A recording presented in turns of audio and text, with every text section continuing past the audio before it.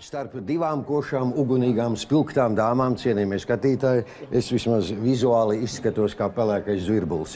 Lai gan patiesībā ar mani nav divas dāmas, bet viena dāma ir divās personās. Ir komponiste Antonija Dombrovska un soliste Tonija Dombrovska. Kā šīs divas dāmas sadzīvo viena ar otru un kura ņem virsroku? Man ļoti patīk dziedāt. Man ļoti patīk dziedāt. Es visu mūžu dziedu. Vecuma savu komponēju. Jā, mēs zinām, ka... Man ļoti patīk manas dziesmas, ko es sacerēju, jā. Tas ir ļoti labi. Man ļoti patīk atkarībā no citiem, es godīgi patīk. jo solistiem jau ļoti grūti atrast savu komponistu. Ja nevar atrast savu komponistu, jākomponē pašai, vai ne?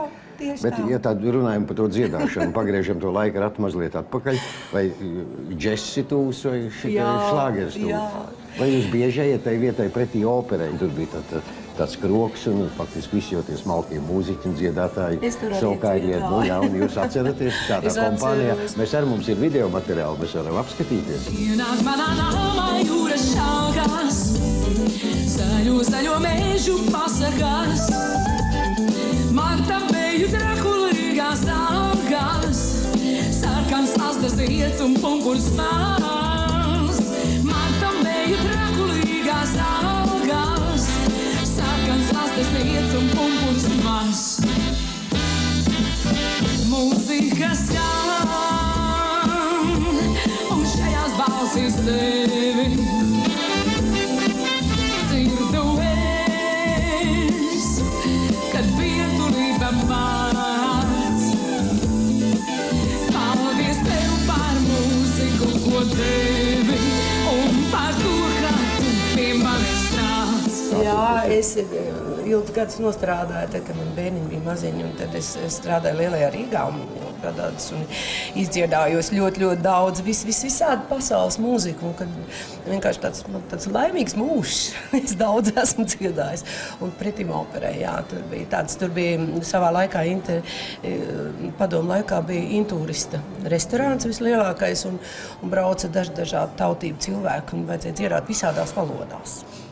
Viena koša dāma tagad, laikam, jāiepazīstina ar nākamo košo dāmu, jo viena lieta ir sakomponēt, bet, kā bieži vien saka, teksts arī ir ļoti svarīgs, un šeit ir teksta vārdu autori Aija Celma. Kā jūs esat apmierināti ar kompozīciju? Es pirmo reizi dziesmu noklausījos caur telefonu, jo Tonija piezvanīja un teica, Aija, man ir radusies dziesma, un tas bija tik jauki, visa tā dziesma skanēja man līdzi visu mūžu. Kā saka, šī jau ir 4. dziesma, kas piedalās šlāgera aptaujā. Un es priecājos, ka Tonija ir izvēlējusies šos vārdus, un ka es esmu šeit. Tātad Tonija jau bija vārdus atradusi, sakomponējusi, un jums bija tāds patīkams pārsteigums. Jā, un es viņai zvanīju, man gribējās padalīties ar to, ka man ir radusies tik smuka dziesma. Un es zvanīju Aijai, un es teicu, Aija, klausies!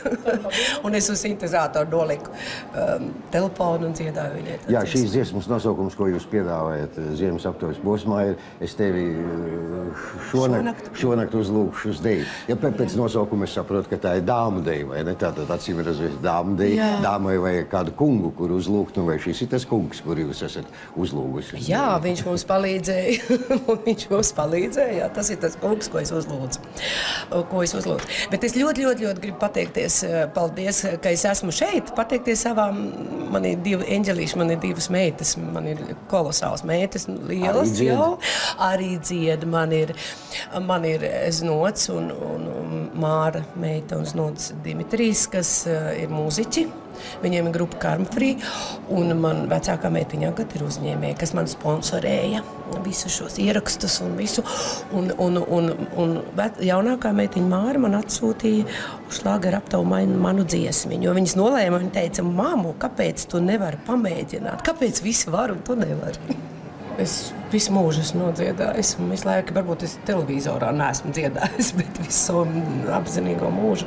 Es dziedu baznīcā, man savs kolektīvs ir baznīcā, es dziedu folkloras kopā, spēlēju balles, kāzas spēlēju vēl joprojām.